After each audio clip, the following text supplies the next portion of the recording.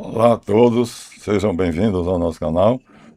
Estamos gravando mais um vídeo para deleite de vocês, porque nós prometemos que iríamos mostrar a vocês que a guerra russo-ucraniana foi uma provocação. E essa provocação chama-se Zbigniew Brzezinski. O nome é polonês, embora tenha nascido nos Estados Unidos. Ele escreveu um livro chamado O Grande Tabuleiro de Xadrez. The Grand Chessboard, em inglês. O Grande Tabuleiro de Xadrez. Esse livro é, em síntese, uma declaração de guerra à União Asiática, à China, à Rússia, à Indonésia, à Turquia e a todos os países que hoje constituem o BRICS e os BRICS Plus, ou seja, 27 países alinhados. Então, vamos ao texto. Se vocês me honrarem, ver do vídeo, aliás, até o final, então eu vou agradecer, deem o seu like, não saltem, porque o assunto é vital e vai explicar para vocês mais do que o anterior. O anterior explica os antecedentes e esse explica a causa efetiva, a causa eficiente. É uma declaração de guerra, esse livro. É The Grand Chessboard, o Grande Tabuleiro de Xadrez. Vamos então a ele. O livro tem 460 páginas. Minha gente, 460 páginas. Então, um gentil jornalista se deu ao trabalho de fazer uma síntese, um resumo. E esse resumo vai ser lido para vocês. Então, esse resumo, eu coloquei o título. Não existe uma conspiração, e sim uma estratégia de poder. Já ele colocou outra coisa. Ele colocou: li o livro, não ligue para quem está por trás dos bastidores. Simplesmente, o que vou dizer é chocante. Ou seja, ele leu um livro que era o resumo do Grande Chessboard. E esse resumo, ele resumiu. Então aqui nós temos o resumo do resumo de um livro que tem 460 páginas. Eu dei o título de Não Existe uma Conspiração, e sim uma Estratégia Mundial do Poder. Bom, começamos. Era uma vez um homem chamado Zbigniew Brzezinski e o seu livro The Grand Chessboard, cuja leitura é interessante, pois ele tem como subtítulo A Primazia Americana e sua geoestratégica, seus imperativos geoestratégicos. Ou seja, se você quiser passar pelas poucas 250 páginas que eu li no livro que ele leu, que é Não liga quem está por trás dos bastidores, ele não está falando aqui do tabuleiro, não. Está falando do que ele leu. Ele não leu o Grande Tabuleiro de Xadrez. Ele leu um comentário. Ele está fazendo o comentário do comentário. Na introdução, ele diz sem rodeios o que é que ele pretende. Ou seja, o que é que o livro pretende. Vamos pular, está em inglês. Meu inglês está ótimo. Então vamos ligar a tecla SAP e traduzir. Ele diz: nós somos a maior e verdadeira potência do mundo. E para continuarmos sendo, temos que dominar a Eurásia, que é o Oriente Médio, a Ásia Menor e tudo a leste da Alemanha, impedindo que qualquer outro faça. Olha, o termo é claro: dominar. Portanto, minha gente, se você está na sua casa e alguém avisa a você 2 dias antes que vai entrar na sua casa, expulsar você, morar nela, e você vai para PQP, acomode-se onde você quiser, vai ficar de braços cruzados? Não. Então, o que é que a União Asiática fez? Isso, o livro foi escrito há 20 anos atrás, então a União Asiática tomou providências. Ou seja, as fábricas de enxadas, de foices, de aparelhos, de instrumentos agrícolas, a Rússia feudal, foram transformadas em fábricas de armas atômicas que já tinham sido começada na União Soviética. Então, mudou-se completamente essa estratégia. Então, e aí que entra a União Soviética. Nós já falamos da União Soviética, foi um golpe de Lenin para poder enfraquecer a Rússia, mas não deu certo. Terminou que Putin tomou o poder foi para nas mãos do Putin, então, sem que Vladimir Lenin quisesse, terminou com um inimigo muito maior do que os czares. Ele odiava o czarismo. Então, se ele estivesse vivo hoje, ele está embalsamado, né, na Praça Vermelha. Mas ele deve estar se mexendo no túmulo, porque quem está mandando no mundo é a Rússia, não é mais a União Soviética. E o czar da Rússia, o czar da Rússia, Vladimir Putin. Aqui cabe a figura da Eurásia. Para você ter uma ideia do mapa, então, é um pedaço da Ásia que abrange a Turquia, que fica metade no ocidente, e metade no Oriente, ou seja, metade pertence ao Ocidente, aos Estados Unidos, comercia com os Estados Unidos, e metade com a Ásia. Portanto, é um país dividido. Então, ele pega a informação do Ocidente e leva para o Oriente. E aí, o Oriente processa essa informação e, assim, a Ásia fica informada. Ou seja, a função de Erdogan, presidente da Turquia, presidente não, ditador, é informar a União Asiática, que hoje é a BRICS, o que é que está acontecendo no Ocidente para que a União Asiática, BRICS, ou como você queira falar, tenha como fazer para resistir. Ou seja, a resistência é feita na guerra. Uma das maiores coisas é a informação. Se você está bem informado na guerra, então você tem uma arma fabulosa. E o responsável por isso é Erdogan, que é o ditador da Turquia. Então, vamos lá. Então, na página 30 do livro que ele leu, ele chama a atenção para um problema sério em sua opinião. Vamos ligar a tecla SAP. Se quisermos continuar o número 1 do mundo, temos que controlar a Eurásia. Aqui ele baixou o tom. Não é mais dominar, é controlar. Mas, se eu controlo e se eu faço o que eu quero, esse controle é domínio. Portanto, não muda nada. Mudou o termo, mas não muda nada. O autor do resumo continua. Poxa, a Eurásia deve ser mesmo importante, porque os americanos querem controlá-la, porque dizem que essa parte do mundo tem a maior parte dos recursos energéticos ainda não explorados. A Amazônia também tem, mas ele está falando do hemisfério norte. E, dominando a Eurásia, aqui voltar a usar dominar, automaticamente a África cai nas nossas mãos. E daí o resto do mundo é nosso. Ou seja, Eurásia é Ásia e a Europa. Portanto, as duas coisas. A Ásia e a Europa. E aí é dar um pulinho do Estreito de Gibraltar e estamos na África.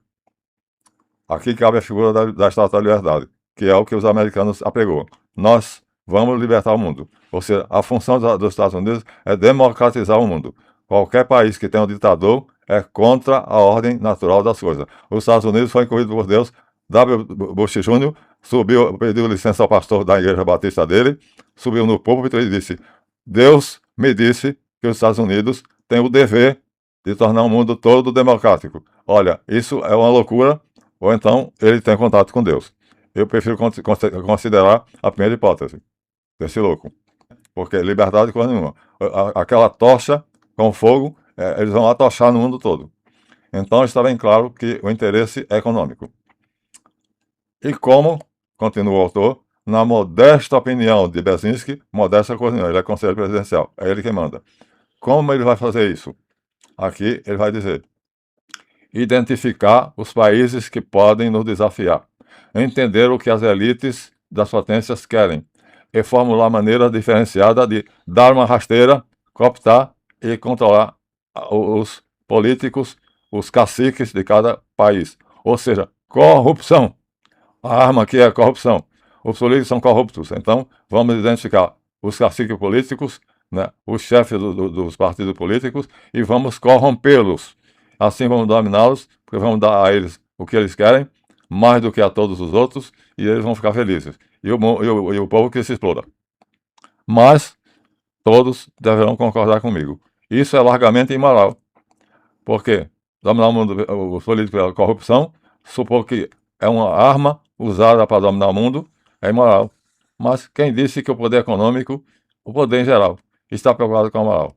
Quando você pensa que o presidente exagerou e que não está falando sério, ele está apenas sonhando, ele diz: também há uma segunda alternativa. Agora ouçam e pasmem. Usaremos o que os impérios antigos usaram na época brutal dos antigos impérios. Ou seja, a maneira dos impérios antigos, assírios, caldeus, egípcios e todos os demais usaram. Então, Gengis Khan, que é pouco conhecido, né, porque é mongol, mas ele diz: usar a estratégia da era brutal dos antigos impérios. Ou seja, a brutalidade, a guerra e assim sem limite. Ou seja, se a corrupção não funcionar, então partiremos para a guerra. Assim, impediremos qualquer coalizão, ou seja, união, para manter dependente nossos servos. Olha, ele chama o resto do mundo de servo. Portanto, os Estados Unidos é o senhor, é o patrão, e nós, o mundo inteiro, são servos, empregados. Portanto, são capazes dele. E assim a balança comercial ficará tranquila, porque nós controlamos a economia mundial. E assim frustraremos qualquer tentativa dos bárbaros de se unirem. Ele chama todo mundo de bárbaro ou de servos.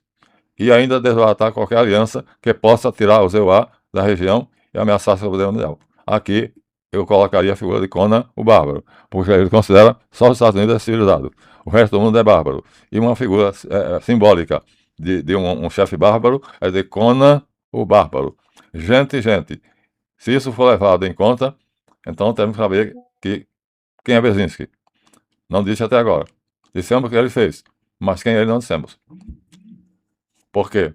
Porque o que ele fez equivale a uma confissão do governo americano de uma estratégia da tomada de poder global a qualquer custo. Pela corrupção, opção 1. Pela guerra, opção 2.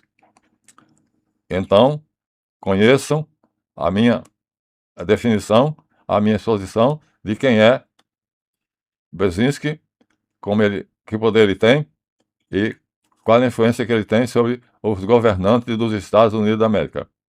Portanto, a pergunta é, afinal, quem é Brzezinski?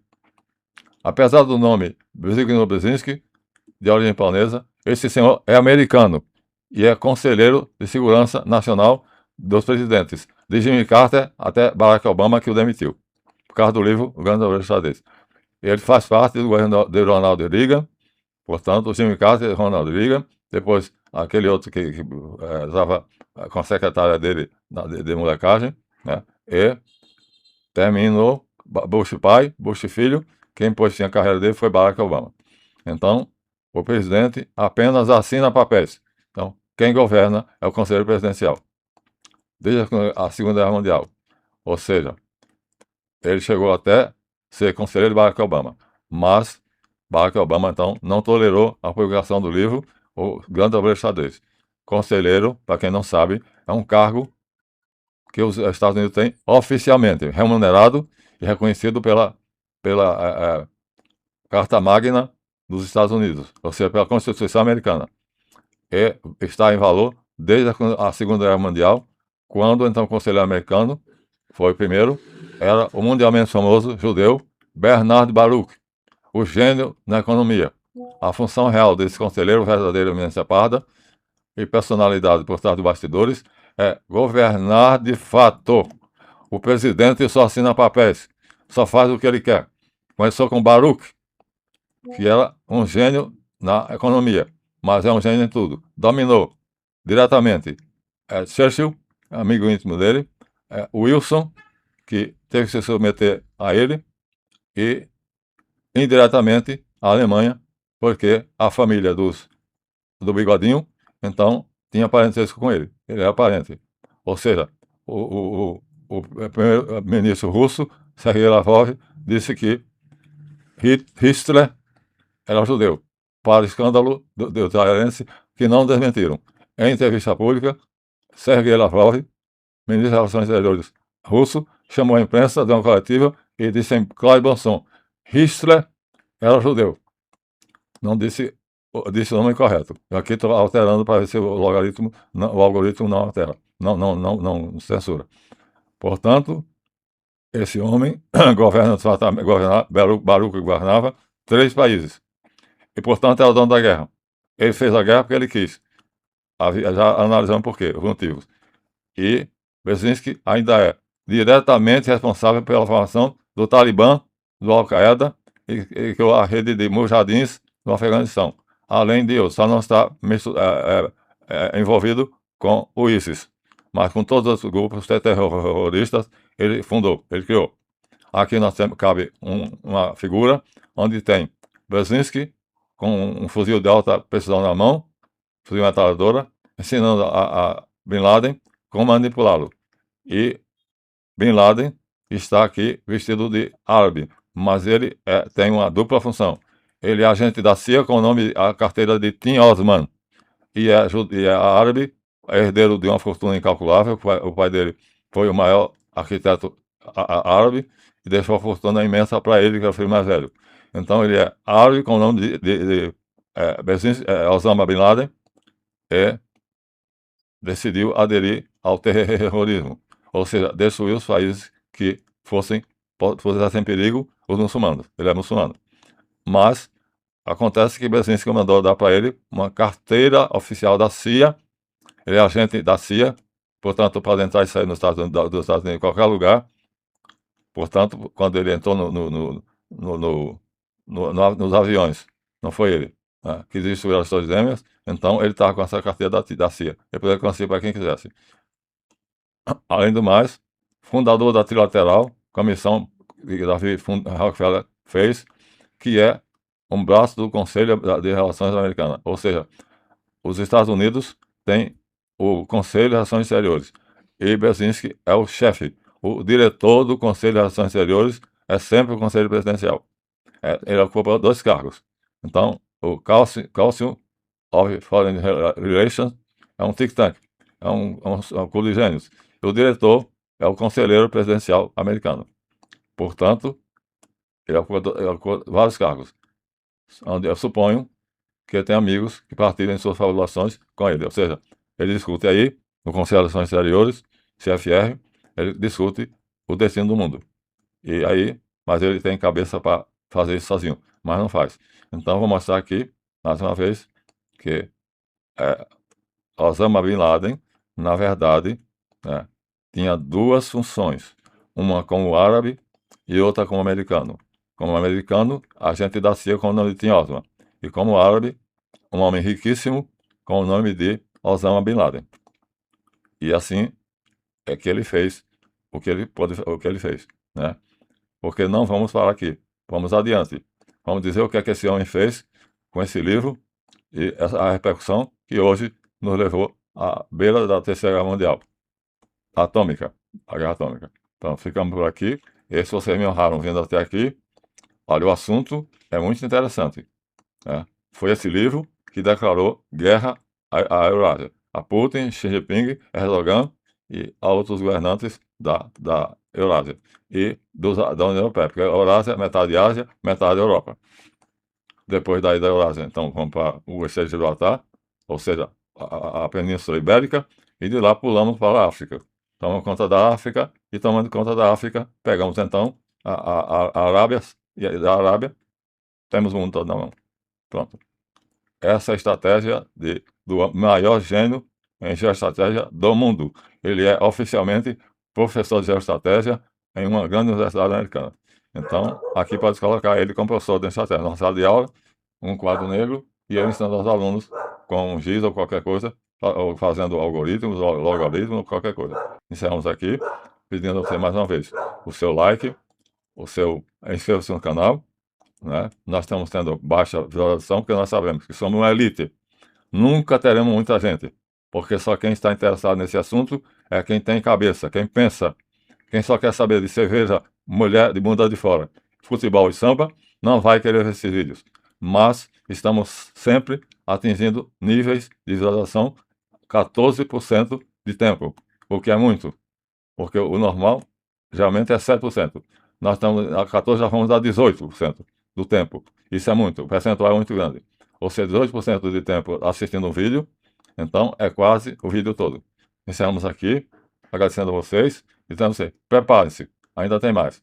Isso aqui é apenas para vocês compreenderem a situação onde nós estamos. Já que nós estamos nessa situação, então, se não temos como sair dela, eu vou dizer pelo tarô. Se temos, eu vou dizer pelo tarô. Mas será a última coisa que eu vou fazer. Antes disso, talvez Putin faça parte. Então, aqui eu me despeço. Tenham um ótimo sábado, um ótimo domingo, aliás. Eu disse sábado, né?